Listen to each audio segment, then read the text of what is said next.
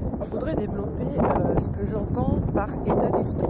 En fait, il y a des mots ou des suites de mots qu'on a tellement l'habitude d'entendre on ne fait plus le vrai sens avec ces mots-là. Donc, c'est-à-dire, dans quel état est ton esprit? On pourrait faire la même chose avec ton cœur, d'accord? C'est sensiblement lié.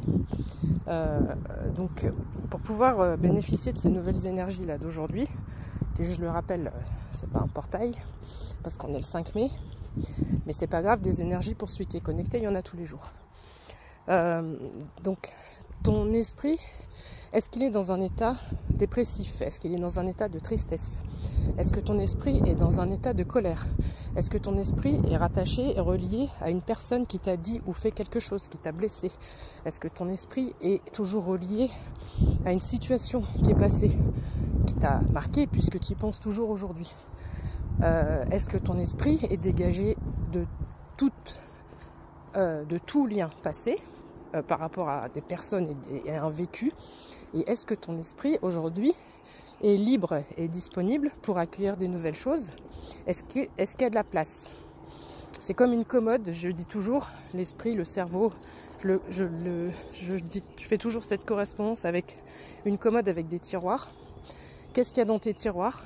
Quels sont les tiroirs que tu ouvres? Quels sont les tiroirs que tu ranges? Quels sont les tiroirs que tu vides? Voilà, quand tu fais du tri dans ta commode, il y a des choses que au bout d'un moment, tu te dis, ce tiroir-là, il est plein et j'ai que des conneries dedans, j'en ai plus besoin. Donc je jette celui-là, j'en prends, j'en garde, mais je réorganise parce qu'il y a des choses qui ne me servent plus. Il y a des choses, voilà, c'est pas fonctionnel, c'est pas bien rangé ou organisé. Donc voilà. Et ça me rappelle aussi une histoire. Quand j'étais petite, il y avait un pommier dans le jardin qui était tout emmerdé par...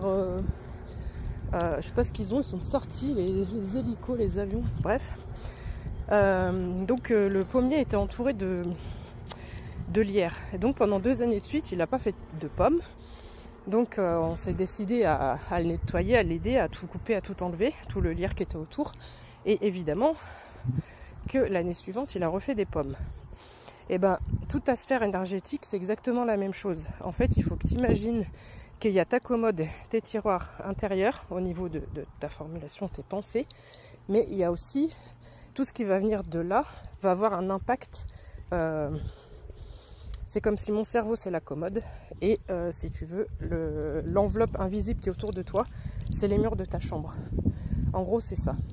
Donc, c'est-à-dire que si ta commode est bien rangée, les ondes et les énergies et les vibes qui vont être dégagées dans ta chambre jusqu'au mur vont être plus élevées, plus positives. Au moment où je dis ça, il y a un vent qui se lève, alors que ça fait 1 heure que je suis partie et tempête de vent. Donc je prends ça pour un signe de validation. Je ne sais pas du tout ce que va donner cette vidéo car je suis à contre-jour. Je ne vois rien du tout, donc je ne sais même pas si on me voit, mais au moins c'est pas grave, tu m'entendras quand même.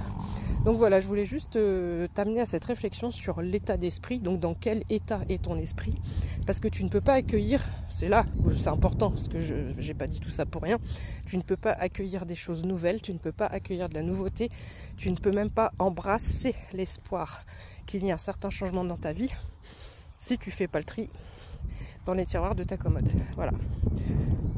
Réflexion du jour, t'en fais ce que t'en veux. Allez, bis, ciao.